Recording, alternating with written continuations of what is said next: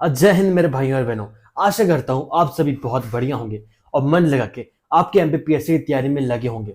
तो आज के इस वीडियो के टॉपिक में मैं आपके सामने Satyendranath Tagore institute of civil service के जो बुक है मध्य प्रदेश का भूगोल, इसके मैं रिव्यू करने वाला हूँ। इसमें बताने वाला हूँ कि एक्चुअली इसमें कंटेंट कितना है, कैसे पढ़ना है और कहाँ से ये बुक को परचेज करना है। देखो, सबसे इंपॉर्टेंट चीज यदि हम बात करें Satyendranath Tagore institute of civil service की मध्य प्रदेश का भूगोल की, ठीक है, तो ये बुक अभी अभी लॉन्च हुई है जो 2024 के सिलेबस पे बेस्ड है।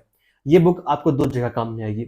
एक तो ये बुक आपको काम में आएगी एमपीपीएससी प्रीलिम्स में, अभी 2024 तो हो चुका है तो ऑब्वियस सी बात है 2025 में काम में जाएगी।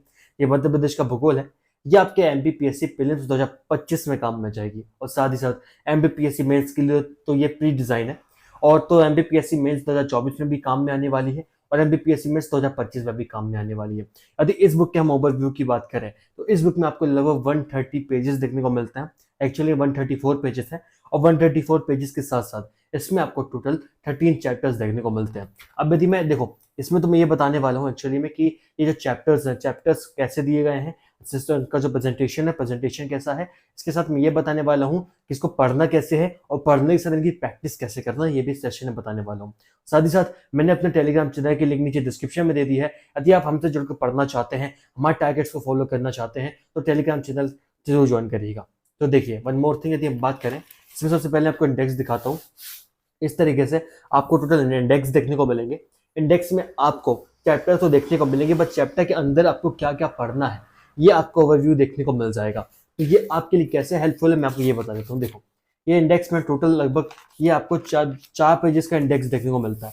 अब इसके अंदर क्या क्या पढ़ना है, क्या क्या टॉपिक्स इनके अंदर कवर होते हैं, ये चीजें इसमें दी है ना। फॉर एग्जाम्पल, जब आपको रिविजन करना हो, यदि आपने एक बार टॉपिक पूरा पढ़ लिया, अब हम बात बताएं, आप यहाँ पर चेक करिएगा, यहाँ पे लिखा है मध्य प्रदेश में लिंगानुपात।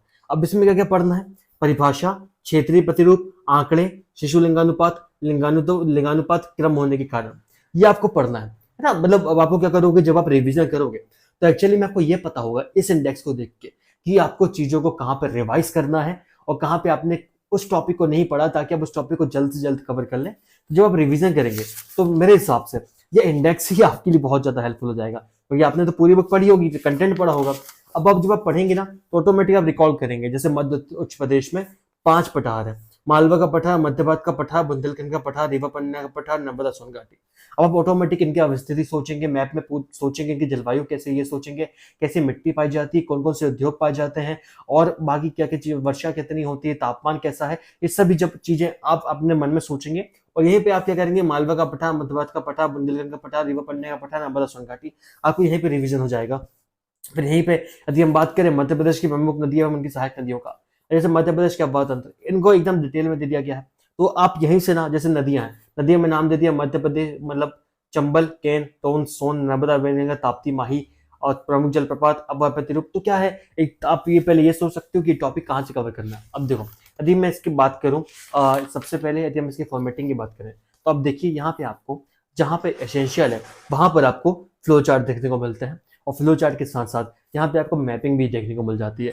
ध्यान रहे, यदि आप एमपीपीएससी मेंस की तैयारी कर रहे हैं, है ना, और आप ज्योग्राफी की तैयारी कर रहे हैं, तो चाहे वो इंडियन ज्योग्राफी हो चाहे एमपी की ज्योग्राफी हो, वहां पर मैप ना बहुत इंपॉर्टेंट प्लेस रखते हैं। क्योंकि आप इंपॉर्टेंट, मतलब जो मैप है, मैप में अब एक तरीके से बहुत ज्यादा डेटा एंट्री करके दिखा भी सकते हैं और मैप से आप जल्दी समझ भी सकते हैं चीजों को, ठीक है। तो यहाँ पे देखिए, अब जहाँ पे एसेंशियल है वहां पे इन्होंने किसका यूज किया, सबसे पहले इन्होंने यूज किया फ्लो चार्ट का। फ्लो चार्ट का यूज करने के बाद इन्होंने इस तरीके से डिफाइन कर दिया है। अब आप जैसे कि एमपीपीएससी मेंस में आंसर राइटिंग करेंगे, वैसे यहाँ पर एग्जैक्ट दिखा दिया गया है। जैसे फॉर एग्जांपल यदि हम बात करें, मालवा का पठार का वर्णन करने को चाहे तो यहाँ पे अवस्थिति, क्षेत्रफल, संबंधित जिला, निर्माण, सबूत, शिखर, नदियां, मिट्टी, जलवायु, वर्षा, फसल, खनिज, प्रमुख उद्योग, ये सब चीजें आपको यहाँ पे देखने को मिलेगी।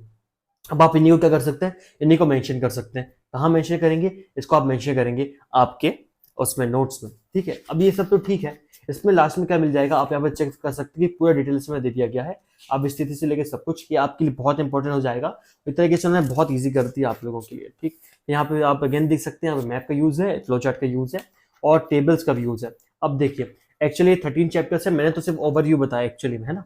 अब इसके बाद पढ़ना कैसे, देखो, ये जो इसको एक बार क्या करना, आप सबसे पहले आप एक बार मैप देखते चलिएगा। जब भी आप पहले पढ़ें तो मेरी बात याद रखिएगा, जब आप ज्योग्राफी पढ़ें तो सबसे पहले आप मैपिंग देखिए कि एक्चुअली में मैपिंग में जो हम पढ़ाई कर रहे हैं वो प्लेस एक्चुअली में कहाँ पे पोजीशन है उसकी। ठीक है, जब आप उसको पढ़ेंगे तो वो चीजें आपके दिमाग में एक तरीके से इमेज उसकी सेट हो जाएगी, और जब उसकी इमेज सेट हो जाएगी तो ऑटोमेटिक आप वहां से कर सकते हैं। अब आगे की बात बताऊं मैं इसमें, तो इसमें आर्थिक सर्वेक्षण 2025 जो लेटेस्ट, तो ये जो बुक है, इस बुक में आपको लेटेस्ट आर्थिक सर्वेक्षण का भी डेटा देखने को मिल जाता है।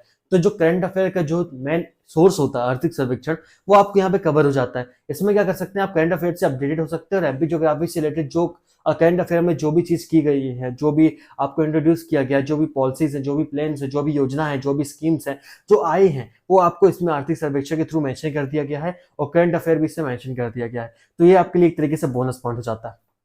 अब देखो पढ़ना कैसे, सबसे पहले आप मैपिंग देखिएगा, मैप देखने के बाद फ्लो चार्ट देखिएगा, फ्लो चार्ट देखने के बाद अंदर कंटेंट देखिएगा। लगभग 3 से 4 बार पढ़ने के बाद आप क्या करिएगा, इसमें जो अभ्यास प्रश्न है, अभ्यास प्रश्न के हिसाब से आप आंसर राइटिंग करके देखिएगा कि लगभग क्या 20 वर्ड्स, 60 वर्ड्स, और जो आपके 200 वर्ड्स है, क्या आप उसमें आंसर राइटिंग कर पा रहे हैं। यदि नहीं कर पाए तो दोबारा जैसे फॉर एग्जाम्पल आपने कोई टॉपिक देखा, कोई क्वेश्चन देखा मालवा का पठार, आपके मन में आ गया कि हाँ इसमें ये डेटा रखना है, ये डेटा इतना करना है, एक बार लिख के देख लो, आपको अंदाजा हो जाएगा कि लगभग 20 वर्ड्स में कितने कितने क्या क्या लिखना पड़ता है, और कितने वर्ड्स आते हैं, क्या क्या पॉइंट्स लिखना पड़ता है ना, कौन कौन सी डायमेंशन कवर करना पड़ता है, ये आपको यहाँ पे देखने को मिल जाएंगे।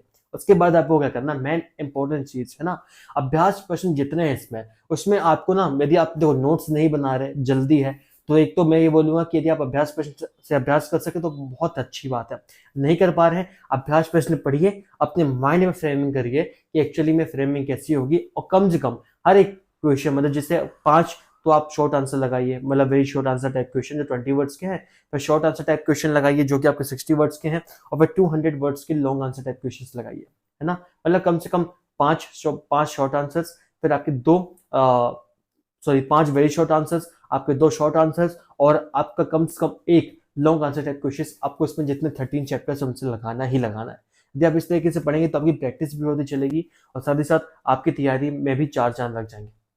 तो अब सबसे इंपॉर्टेंट बात, जब भी आप इसको पढ़ें तो अच्छे से पढ़ें, और हाँ लास्ट में सोर्स बताता हूँ उसको ऑर्डर कहाँ से करना है। तो मैंने शुभम जेरोक्स का नंबर आपको नीचे डिस्क्रिप्शन में दे दिया है, आप उनसे बुक मंगा सकते हैं, क्योंकि मैं भी अपनी जितनी बुक्स है वहीं से ऑर्डर करता हूँ, और बिल्कुल जल्द से जल्द वो भेज देते हैं, और सीधे होम डिलीवरी मिलती है। कई जगह ऐसा हो जाता है कि वहाँ पे आपको मान लो के बाद डिलीवरी के लिए कहीं और कुरियर सेंटर कहीं और जाना पड़ता है, आपकी सिटी से दूर है वहां जाना पड़ सकता है। लेकिन मुझे सबसे अच्छी बात ये लगती है कि शिवम जी लोग एट द टाइम तुरंत आपका ऑर्डर ले लेंगे, तुरंत रिप्लाई कर देंगे, तुरंत सेफ्टी के साथ भेज भी देंगे। यदि आपको ऑर्डर करना है तो शिवम जी की लिंक मैंने नीचे डिस्क्रिप्शन में दे दी है ना, आप वहां से उनका चैनल भी ज्वाइन कर लीजिएगा, और चैनल के साथ साथ आपको मैंने उनका नंबर भी दे दिया है, आप वहां से ऑर्डर भी कर सकते हैं। देखो मैं सोर्स बताता नहीं था कहाँ से ऑर्डर करना है, लेकिन लोग बोलते भी थे कि भैया आप बता रहे हो रिव्यू कर तो कम से कम सोर्स भी बता दो, तो इसलिए मैं सोर्स भी बताने लगा हूँ। ठीक है मेरे भाई, तो मिलते हैं अगले वीडियो।